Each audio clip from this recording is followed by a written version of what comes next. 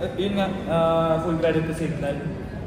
Pinush nila ulit kami, lalo yung nakuha nila yung third set. Happy lang ako na from the loss to Petrogas, nag-respond ulit yung players from the preparation saka sa game ngayon.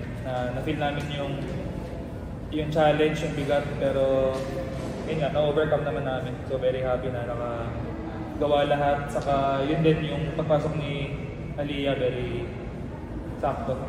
Gumawa rin siya. Thank you, Coach. Ambassador of the game, Sabi with 21 points and 13 excellent receptions. Sabi, in the preliminary round, Signal got you guys in straight sets, but this time around, what changed for you guys that eventually led to this victory? I think we underestimated them going into that first set in the prelims, and you know what, we came into this not only wanting, you know, to get to the semifinals, but also wanting to take back our ground and to kind of prove to everybody that, you know, we can take this team. They put up a really good fight. I'm not gonna lie, it was really hard, but you know, we stuck to what we studied this week and we executed it. I'm just glad that, you know, we were able to come out with a win today. Coach, kayo, paano lang kayo nag-improve knowing na knockout game na kami from the top plus to Petro? And then, syempre, elimination na natalo nyo ngayon sa Signal. Ako, personally, tinake ko lang siya na ano tawag na? May meaning lahat ng nangyayari. Hindi meaning. Kumbaga, destiny na matalo kami talaga ng Elix. Kasi marami kami natutunan. Saka, itong game na to ngayon, minsan lang kasi yung may opportunity ka na makabawi. So, binigyan kami ng chance ulit na ngayon pa na crucial game na magkaroon ng chance na makalaro ulit yung Signal. So, coming from the loss ng Petrogas, nakita nyo naman din siguro yung numbers ng Petrogas last game. Kahit may mga tinry kaming i-limit na players, talagang maganda yung laro nung dalawa, si Lindsay sa si Brooke. So, ganun lang ulit kung paano kami nung nag-respond nung natalo ng Signal ng Elix. Yun lang yung binalikan namin. It's more on talaga sa mental side kung paano kami magre-regroup, saka bumalik dun sa process na trabaho lang kami ulit. At yun nga, i-correct yung mga maliliit na bagay. Pero malaking bagay talaga yung mental side na matagal na namin mina-work on. So grateful kami ngayon na lumabas siya ulit. Nakabitan namin. For Sabi, since the preseason, you've been putting up good numbers, both offense and defense. So just take us through the keys to consistency for you in steadily contributing big numbers for your team. I just want to give Signal the credit because they did slow me down a lot today. You know, and it's hard to keep composure when it takes a long time to score. So I give them credit for the block and their defense as well.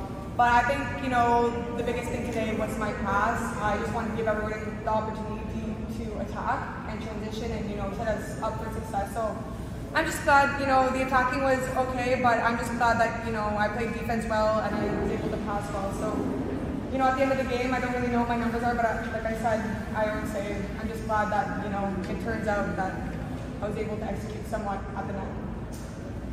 And for Coach, now po yung pagpasok ni Aliyah, so far kahit limited pa lang po yung game time niya, gano'n pa lang yung nakikita yung contributions niya ngayon in the future din magaling din siya tumipend yun naman, nire-remind naman talaga siya lagi kahit sa trainings namin na siya yung extension pa rin ng core namin. Noong mga past games, lalo na sa Petrogas, masyado kasing complicated yung mga situations na kung kailan siya okay ilagay. Pero yun naman talaga, every game naman kaming nag-try na mas matuto pa. And niremind lang talaga siya ulit na ipasok o hindi, talagang kailangan lang niya maging ready. So, naging okay naman yung communication at yun nga, nilook forward ko rin talaga na para matulungan si Nasha this game kasi syempre napapagod din naman yung import. Siya yun talaga yung magiging support. So, very happy na kahit nung invitationals, ganoon pa rin yung response niya. Naglaro man o hindi. Thank you, Paul. So how are you preparing for this this I think it's take one game at a time. All of our focus was kind of on this game alone. So tomorrow starts a new day and a new kind of chapter for us looking into the semifinals. And you know, we'll take the next couple of days to really study and get to know this team and hopefully again execute and take another win. Coach, knowing si Sabi and Nasa talaga yung parang focal point of offense, gano'n malaking bagay yung contributions ng mga Locals kasi kumbaga sa mga power talagang important every More on maturo sa kanila yung mga smart na options. Kasi hindi talaga laging maganda yung darating na bola. Hindi rin laging naka-play kasi may traffic talaga sa pagbigay kay Sab and Nastia. So, yun lang talaga yung hindi nila kailangan sukuan, hindi nila kailangan ipilit. Kailangan talaga gawa ng paraan yung mga maliliit na bagay kasi lahat naman ng ginagawa namin nakabayo sa strategy din. So, basta meron silang production na kahit hindi sobrang dami katulad ng Kalasab, very, talaga yun, very helpful para sa amin. So, siniset namin yung mindset nila na limited pero yung quality medyo mataas talaga yung demand. So, happy kami na yun nga, kada paano, lalo si Kiana medyo nag-struggle ng mga ilang games pero tinatrabaho talaga. So, happy kami na kahit paano ngayon, nakabalik ulit sa ganyan numbers. Same with Mika.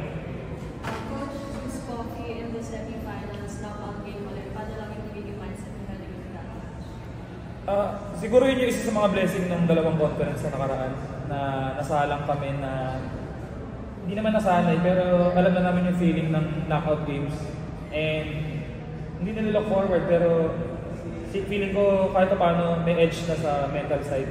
Pero yun nga, dahil bagong conference naman to, lalo yung Zeus napaka-dominating, lalo ni import nila. So definitely paghahandaan talaga. Mag-mindset na lang talaga ulit kami na napakahirap ng pagdadaanan namin para malampasan itong next game.